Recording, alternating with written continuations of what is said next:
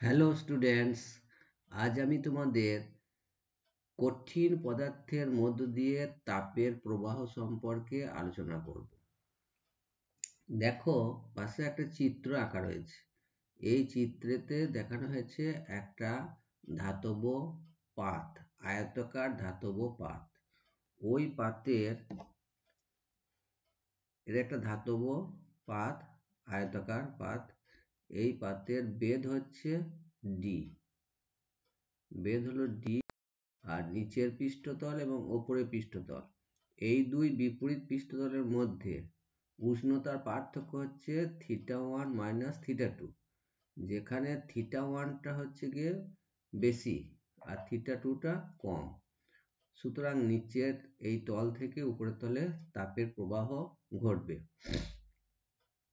আর এই উপরের পৃষ্ঠতল এবং নিচের পৃষ্ঠতলের ক্ষেত্রফল ধরা হয়েছে এ। তাহলে মোট তাপ এই নিচের পৃষ্ঠতল থেকে উপরের পৃষ্ঠতলে, সেই মোট যে তাপ প্রবাহিত হবে সেটা কোন কোন বিষয়ের উপর নির্ভর করবে, কিভাবে নির্ভর করবে, এবং সেই মোট প্রবাহিত তাপের রাশিমালা কি হবে, সেগুলো আমরা আজকে। তাহলে দেখো, যে যে রাশিগুলো আমার দরকার, যেগুলো বললাম যে দুই বিপরীত পৃষ্ঠতলের মধ্যে দূরত্ব হচ্ছে ডি, অর্থাৎ এই পাতটার বেধ, এই পাতটার বেধ হচ্ছে ডি। তাহলে আমরা লিখি যে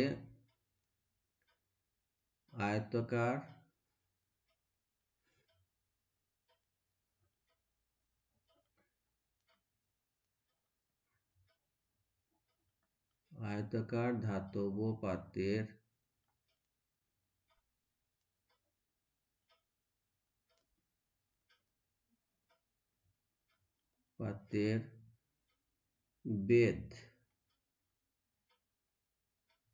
বেধ সমান ডি। দুই বিপরীত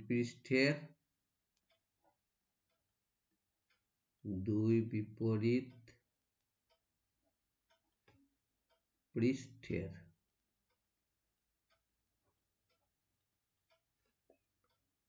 এখানে উপরের পৃষ্ঠ এবং নিচের পৃষ্ঠ, দুই বিপরীত পৃষ্ঠের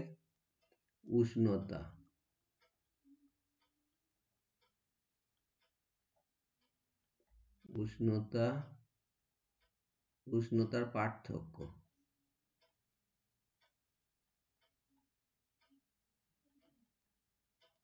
পার্থক্য সমান θ1 মাইনাস θ2। ব্র্যাকেটে লিখে দিই θ1 গ্রেটার দেন θ2, অর্থাৎ নিচের পৃষ্ঠতলের উষ্ণতা বেশি, উপরের পৃষ্ঠতলের উষ্ণতা কম। সুতরাং নিচের পৃষ্ঠতল থেকে উপরের পৃষ্ঠতলে তাপের প্রবাহ ঘটবে। আর কি না, দুই বিপরীত পৃষ্ঠতলের ক্ষেত্রফল ধরে নিচ্ছি আমরা এ। পৃষ্ঠতলের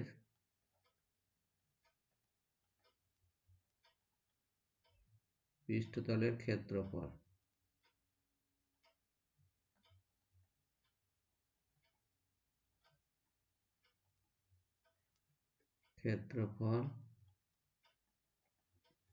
সমান এ। আর কতক্ষণ ধরে আমরা তাপের প্রবাহটা পরিমাপ করছি, না টি সময় ধরে। তাহলে সময়কে আমরা ধরছি টি, সময় সমান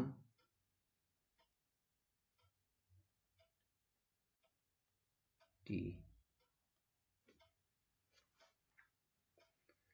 তাহলে দেখো, এই যে নিচের পৃষ্ঠতল থেকে উপরের পৃষ্ঠতলে তাপের প্রবাহ ঘটবে, সেই মোট যে পরিমাণ তাপ টি সময়ে নিচের পৃষ্ঠতল থেকে উপরের পৃষ্ঠতলে যাবে, সেই মোট তাপের পরিমাণটাকে আমরা কিউ ধরে নিলাম। তাহলে মোট প্রবাহিত তাপের পরিমাণ,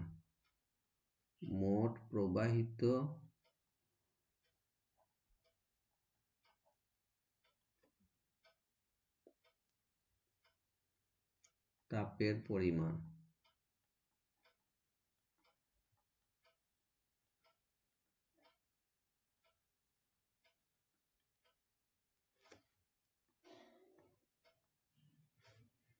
মোট প্রবাহিত তাপের পরিমাণ সমান কিউ। এখন এই মোট যে তাপ প্রবাহিত হবে সেটা নিশ্চয়ই বুঝতে পারছো যে এই পাতের বেধ কতটা তার উপর নির্ভর করছে। কারণ পাতের বেধ যদি বেশি হয় তাহলে নিচের থেকে উপরে কম তাপ যাবে, আবার যদি বেধটা যদি কম হয় মানে পাতটা যদি খুব পাতলা হয় তাহলে নিচের তল থেকে উপরের তলে বেশি তাপ প্রবাহিত হবে। হ্যাঁ, তার মানে বেধের সঙ্গে ব্যস্তানুপাতিক সম্পর্ক হচ্ছে। বেধ বেশি হলে পরে কম তাপ পরে বেশি তাপ যাবে, তাহলে বেধের সঙ্গে হচ্ছে ব্যস্তানুপাতিক সম্পর্ক। আবার দেখো এই যে ক্ষেত্রফল, উপরে পৃষ্ঠতলের ক্ষেত্রফলের টোটাল ক্ষেত্রফলের মধ্যে যে তাপটা যাবে, নিচে সমগ্র ক্ষেত্রফল থেকে উপরে সমগ্র ক্ষেত্রফলের তাপ যাচ্ছে। তো যদি বেশি ক্ষেত্রফল হয় তাহলে মোট তাপের পরিমাণটা বেশি হবে, অর্থাৎ ক্ষেত্রফলের সঙ্গে মোট তাপের পরিমাণটা হচ্ছে সমানুপাতিক। ঠিক সেই রকম উষ্ণতার পার্থক্যের উপর নির্ভর করছে। উষ্ণতার পার্থক্য যত বেশি হবে, অর্থাৎ নিচেটা যত বেশি গরম আর উপরটা তার তুলনায় অনেকটাই ঠান্ডা, অনেকটাই শীতল, তাহলে উষ্ণতার পার্থক্যটা বেশি হচ্ছে। উষ্ণতা পার্থক্য যদি বেশি হয়, অর্থাৎ নিচের তলটা যদি খুব গরম হয় আর উপরের তলটা যদি অল্প গরম হয়, অর্থাৎ অধিকতর শীতল হয়, তাহলে নিশ্চয়ই বেশি পরিমাণে তাপ নিচে থেকে উপরে যাবে। আমরা তো জানি, কারণ দুই তলের মধ্যে যদি উষ্ণতা পার্থক্য না থাকে, দুটো তলই যদি সমান উষ্ণতা বিশিষ্ট হয়, তাহলে তো তাপ যাবেই না। তাহলে উষ্ণতার পার্থক্য তত বেশি পরিমাণে তাপ যাবে, তাহলে উষ্ণতা পার্থক্যের সঙ্গে প্রবাহিত তাপের পরিমাণ সমানুপাতিক। ঠিক সেরকম সময়, আমরা যদি অল্প সময়ের কথা হিসাব করি তাহলে যতটা তাপ যাবে তার থেকে বেশি সময় ধরে যদি তাপের প্রবাহটাকে আমরা হিসাব করি তাহলে তাপের পরিমাণ বেশি হবে, অর্থাৎ সময়ের সঙ্গেও প্রবাহিত তাপের পরিমাণ সমানুপাতিক। তাহলে আমরা পরপর লিখতে পারি এগুলো, যে প্রবাহিত তাপের পরিমাণটা অর্থাৎ কিউ, মোট প্রবাহিত তাপের পরিমাণ কিউ সমানুপাতিক এ, ক্ষেত্রফলের সঙ্গে সমানুপাতিক। আবার কিউ সমানুপাতিক θ1 মাইনাস θ2,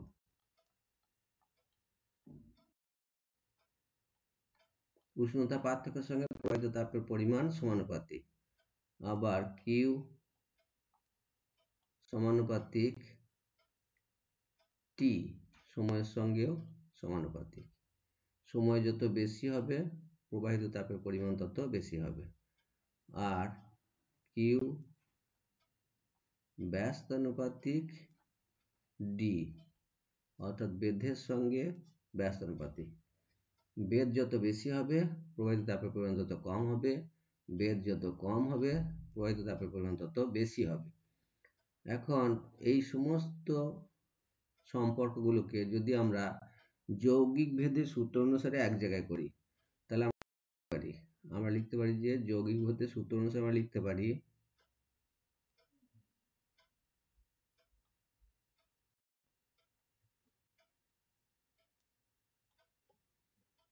যৌগিক ভেদের সূত্র অনুসারে লেখা যায়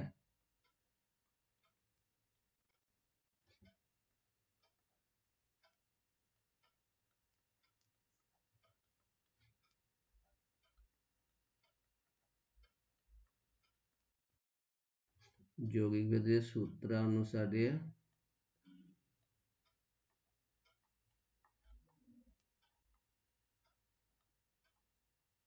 লেখা যায়, যৌগিক ভেদের সূত্র অনুসারে কি লেখা যায় না, এই কিউটা হচ্ছে ডান পক্ষে যতগুলো রাশি আছে প্রত্যেকের গুণফলের সঙ্গেও সমানুপাতিক, অর্থাৎ কিউ ভ্যারিজ অ্যাজ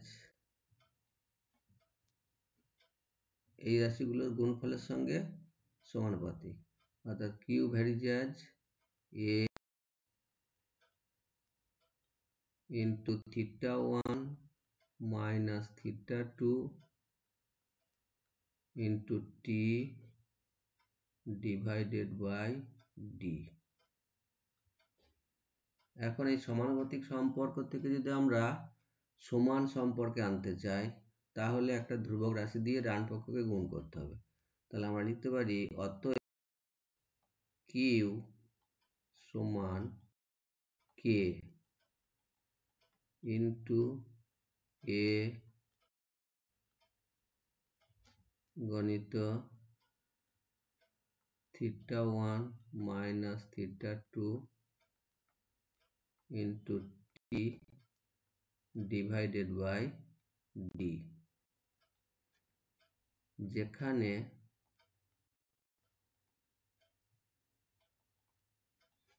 কে সমান হচ্ছে সমানুপাতিক ধ্রুবক, যেখানে কে সমান সমানুপাতিক ধ্রুবক।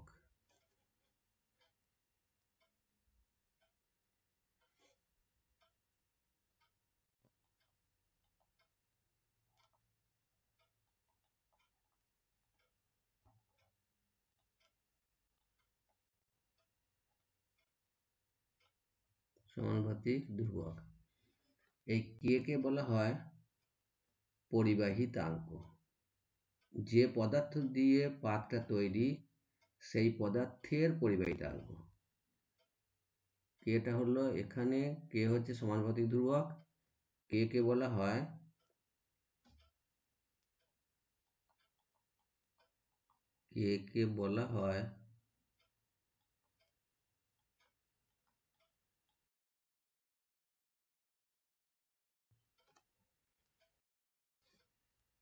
অর্থাৎ পাতটা যে পদার্থ দিয়ে তৈরি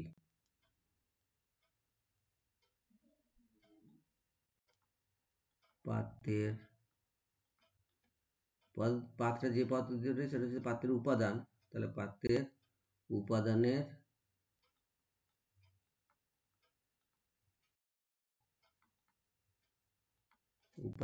পরিবাহিতাঙ্ক।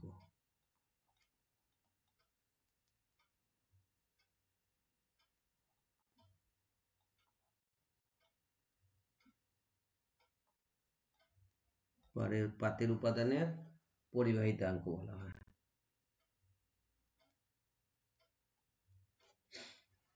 এখন তাহলে এই পরিবাহিতাঙ্ক কে এর সংজ্ঞা দিতে হবে। এখন দেখো আমরা যদি কিউ সমান K into A into θ1 minus θ2 by D into T এই সম্পর্কেতে এর জায়গাতে এক বসাই, θ1 মাইনাস θ2 এর জায়গায় এক বসাই, টি এর জায়গাতে এক বসাই, ডি এর জায়গাতে এক বসাই, তাহলে কে সমান কত হচ্ছে? কে সমান কিউ। তাহলে সেই শর্তে যে পরিমাণ তাপ প্রবাহিত হবে সেটা কি বলা হচ্ছে? পরিবাহিতাঙ্ক। তাহলে আমরা বলতে পারি যে এই পাতটা যেটা নিয়েছি সেই পাতের ক্ষেত্রফল, দুই বিপরীত পৃষ্ঠতলের ক্ষেত্রফল যদি একক হয় এবং দুই বিপরীত পৃষ্ঠতলের উষ্ণতার পার্থক্য যদি একক হয় এবং পাতের বেধ যদি একক হয়, তাহলে এই 1 সেকেন্ডে যে পরিমাণে তাপ পরিবাহিত হবে, দুই বিপরীত পৃষ্ঠের মধ্যে যে পরিমাণ তাপ পরিবাহিত হবে সেই পরিমাণ তাপকে বলা হবে পরিবাহিতাঙ্ক। তাহলে আমরা পরিবাহিতাঙ্কের সংজ্ঞা লিখতে পারি এখান থেকে যে পাতের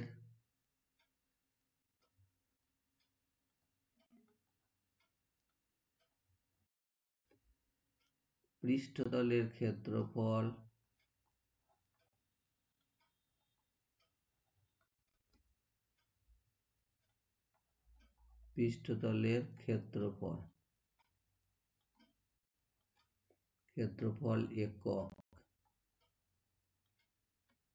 একক পরিমাণ।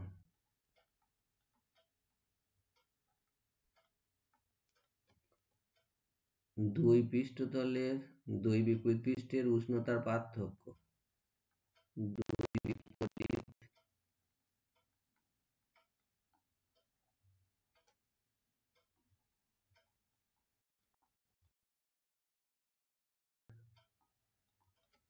উষ্ণতার পার্থক্য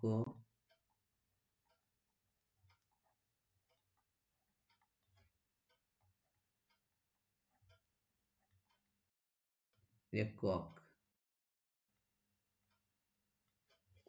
এবং পাতের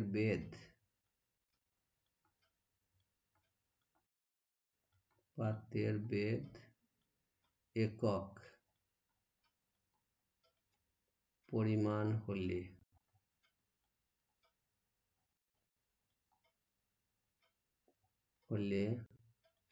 1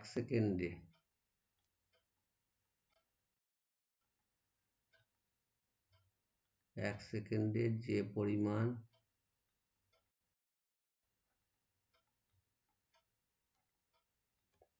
পরিমাণ তাপ হয়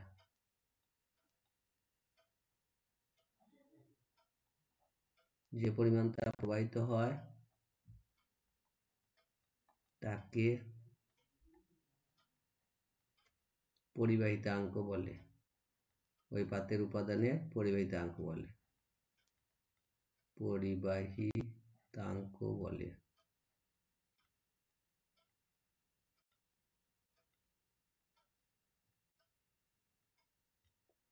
তাহলে আমরা পরিবাহিতাঙ্কের সংজ্ঞা পেলাম।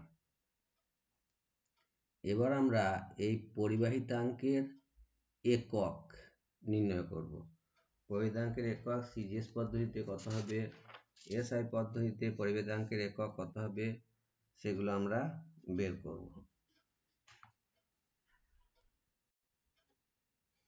তাহলে আমরা এখন পরিবাহিতাঙ্ক কে এর একক নির্ণয় করি।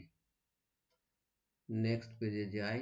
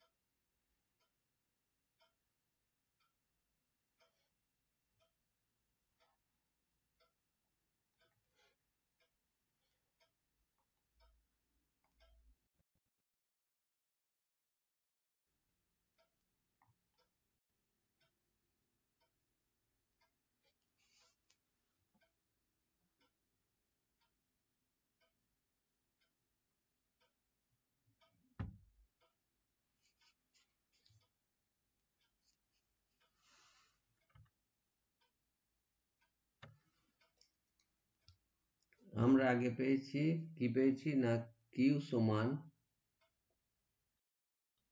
সমান K into A into θ1 minus θ2 into T by D. তাহলে এখান থেকে আমরা কি করতে পারি, বা K into A into θ1 minus θ2 into T সমান হচ্ছে কিউ ডি, বা কে সমান তাহলে কত না, কে সমান হচ্ছে Q into D divided by A into θ1 minus θ2 into T. তাহলে আমরা যদি সিজিএস পদ্ধতিতে কে এর একক নির্ণয় করতে চাই, তাহলে ডান পক্ষে যে রাশিগুলো আছে তাদের এককগুলোকে সিজিএস পদ্ধতিতে বের করতে হবে। তো আমরা এখানে বলতে পারি যে অতএব কে এর একক এর একক সমান এই যা রয়েছে কিউ, মানে কিউটা কি তাপের পরিমাণ, তাহলে তাপের একক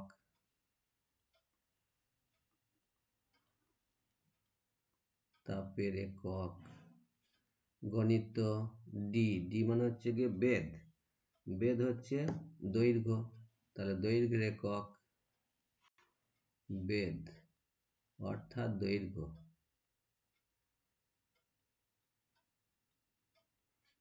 বেধের বা দৈর্ঘ্যের একক। আর নিচে এ হচ্ছে ক্ষেত্রফল, তাহলে ক্ষেত্রফলের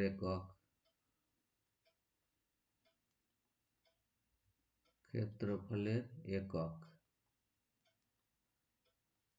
গণিত θ1 - θ2 কি না উষ্ণতা, তাহলে এটা উষ্ণতার একক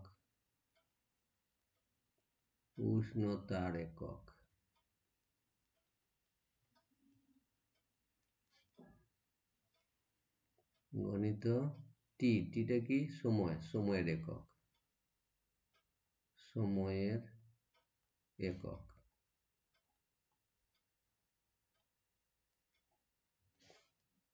তাহলে এবার যদি আমরা সিজিএস পদ্ধতিতে কে এর একক লিখি, তাহলে এই দিকে রাশিগুলো সব সিজিএস পদ্ধতিতে লিখব।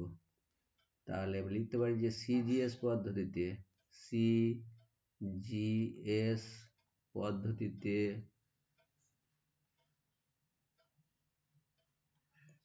পদ্ধতিতে কে মানে হচ্ছে পরিবাহিতাঙ্কের একক।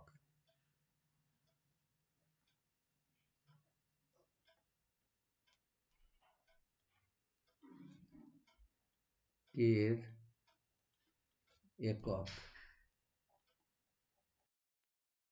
এর একক সমান কি হবে, কে এর একক তাপের একক। সিজিএস পদ্ধতিতে তাপের একক আমরা জানি ক্যালোরি, তাহলে ক্যালোরি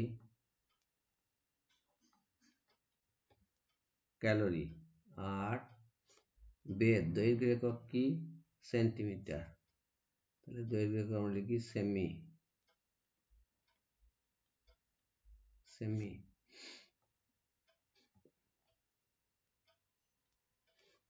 আর ডিভাইডেড বাই নিচে হচ্ছে ক্ষেত্রফলের একক। সিজিএস পদ্ধতির ক্ষেত্রফলের একক হচ্ছে বর্গ সেমি, মানে সেমি গণিত বর্গ সেমি, ক্ষেত্রফলের একক বর্গ সেমি। গণিত উষ্ণতার একক কি, উষ্ণতার একক আমরা জানি ডিগ্রি সেলসিয়াস। সিজিএস পদ্ধতিতে উষ্ণতার একক ডিগ্রি সেলসিয়াস। আর সময়ের একক আমরা জানি সেকেন্ড।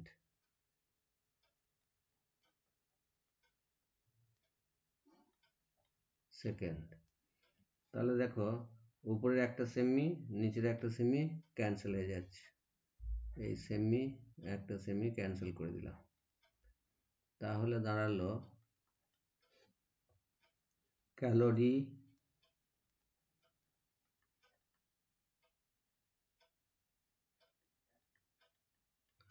ক্যালোরি পার সেমি ডিগ্রি সি সেকেন্ড।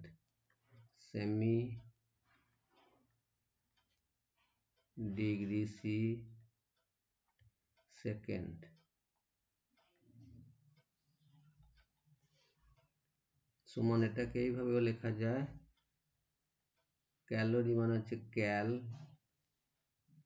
পার সেমি মানে centimetre to the power -1 per degree C মানে degree C to the power -1 per সেকেন্ডকে লেখা এস দিয়ে, এস টু দি পাওয়ার -1। তাহলে এটা হলো সিজিএস পদ্ধতিতে পরিমিতাঙ্কের একক, calorie per centimetre per degree C per second. এবার যদি আমরা এসআই পদ্ধতিতে মানটা নির্ণয় করতে চাই, পরিমিতাঙ্কের একক যদি নির্ণয় করতে চাই, তাহলে ডান পক্ষে রাশিগুলোর একক এসআই পদ্ধতি লিখতে হবে। তাহলে আমরা লিখতে পারি এসআই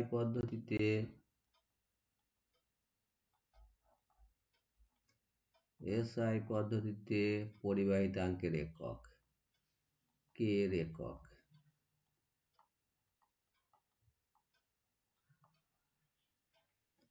কে এর একক কি হবে না, কে এর একক হবে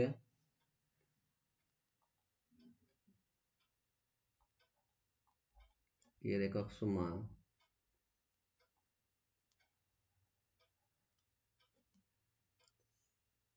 তাপের একক। এসআই পদ্ধতি তাপের একক কি না জুল, তাহলে লিখলাম জুল।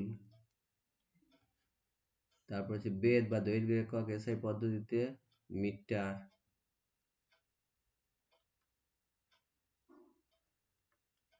মিটার। আর নিচে ক্ষেত্রফলের একক, ক্ষেত্রফলের একক হচ্ছে এসআই পদ্ধতিতে বর্গ মিটার, মিটার গণিত মিটার বর্গ মিটার। গণিত উষ্ণতার একক এসআই পদ্ধতিতে হচ্ছে কেলভিন,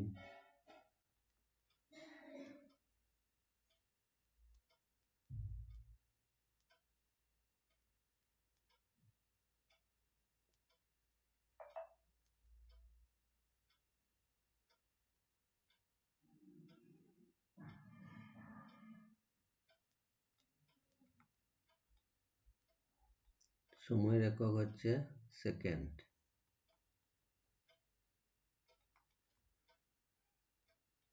তাহলে আমরা কি পেলাম, জুল গণিত মিটার, নিচে মিটার গণিত কেলভিন গণিত সেকেন্ড। তাহলে একটা মিটার উপরে একটা মিটার নিচে একটা মিটার ক্যান্সেল হয়ে গেল। তাহলে হলো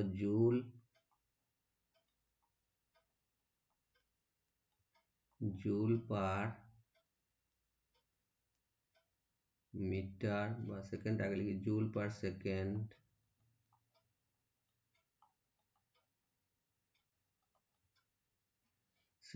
মিটার কেলভিন।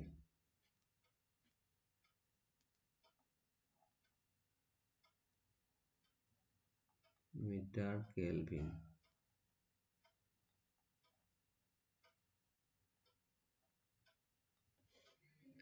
এটাকে আবার দেখো জুল পার সেকেন্ডকে আমরা কি লিখতে পারি না, জুল পার সেকেন্ড হচ্ছে ক্ষমতার একক ওয়াট।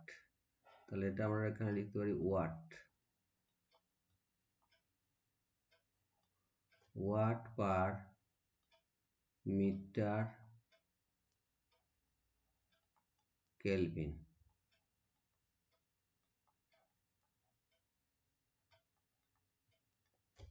এটাকে সংকেতের সাহায্যে এইভাবে লেখা যায় W metre to the power -1 K to the power -1।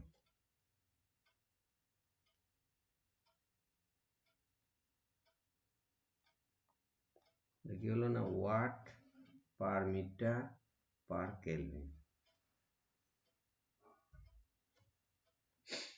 তাহলে আমরা এসআই পদ্ধতিতে পরিমিতাঙ্কের একক নির্ণয় করলাম। সিজিএস পদ্ধতি হলো calorie per centimetre per degree C per second, আর এসআই পদ্ধতি হলো joule per second per metre per kelvin অথবা watt per metre per kelvin. এখন আমাদের যদি মাত্রা নির্ণয় করতে হয়, অর্থাৎ পরিবাহিতাঙ্কের মাত্রা নির্ণয় করতে হলে এই কে সমান যে ডান পক্ষের রাশিগুলো আছে তাদের মাত্রাগুলো বসালেই হয়ে যাবে। তাহলে আমরা এখানে মাত্রা নির্ণয় করতে পারি। আমরা লিখি যে কে এর মাত্রা, কে মানে পরিবাহিতাঙ্কের মাত্রা, কে এর মাত্রা, কে এর মান। এখানে দেখো তাপ আছে, তাপের মাত্রা, দৈর্ঘ্যের মাত্রা, বেদ মানে দৈর্ঘ্যের মাত্রা, ক্ষেত্রফলের মাত্রা, উষ্ণতার মাত্রা আর সময়ের মাত্রা, এগুলি লিখলেই হয়ে যাবে। তাপের মাত্রা মানে হচ্ছে গিয়ে তাপ এক প্রকার শক্তি, তাহলে তাপের মাত্রাকে শক্তির মাত্রা দিয়ে লেখা যায়। আর শক্তির মাত্রা তো তোমরা জানো যে কাজের মাত্রার সঙ্গে সমান। তাপ আর কাজ সমার্থক, সেই জন্য তাপের মাত্রা জায়গায় আমরা কাজের মাত্রা লিখব। কাজের মাত্রা কি না ml স্কয়ার T⁻²। আমরা জানি কাজের মাত্রা হচ্ছে mL² T⁻²। তাহলে কাজের মাত্রা হলো তাপের মাত্রা। আর আছে বেদ, দৈর্ঘ্যের মাত্রা হচ্ছে কি L, তাহলে লিখলাম L ডিভাইডেড বাই ক্ষেত্রফলের মাত্রা। ক্ষেত্রফলের মাত্রা মানে ক্ষেত্রফল দুটো দৈর্ঘ্যের গুণফল, তাহলে দৈর্ঘ্যের মাত্রা স্কয়ার, অর্থাৎ দৈর্ঘ্যের মাত্রা হচ্ছে L, তাহলে L²। উষ্ণতার মাত্রা, এই যে উষ্ণতার মাত্রা হচ্ছে K, উষ্ণতার মাত্রা K। আর সময়ের মাত্রা হচ্ছে T। তাহলে এখানে দেখো L² ক্যান্সেল হয়ে গেল, L² ক্যান্সেল হলো। তাহলে কি দাঁড়ালো না পরিবেতাঙ্কের মাত্রা হচ্ছে mL। এখানে T⁻² আর নিচেতে একটা T আছে, নিচের T টা উপরে গেলে পরে কি হবে T⁻⁻1 হবে। তাহলে T⁻⁻1 ইন্টু T⁻², মানে T⁻3। আর আছে কি কেলভিন, নিচে K আছে, তাহলে K টা উপরে গেলে হবে K⁻⁻1। তাহলে আমরা পরিবেতাঙ্কের মাত্রা পেলাম, কি পেলাম mL T⁻⁻3 K⁻⁻1। তাহলে আজকের মতো ক্লাস এখানেই শেষ হলো। পরের ক্লাসে অন্য টপিক নিয়ে আবার আমরা আলোচনা করব।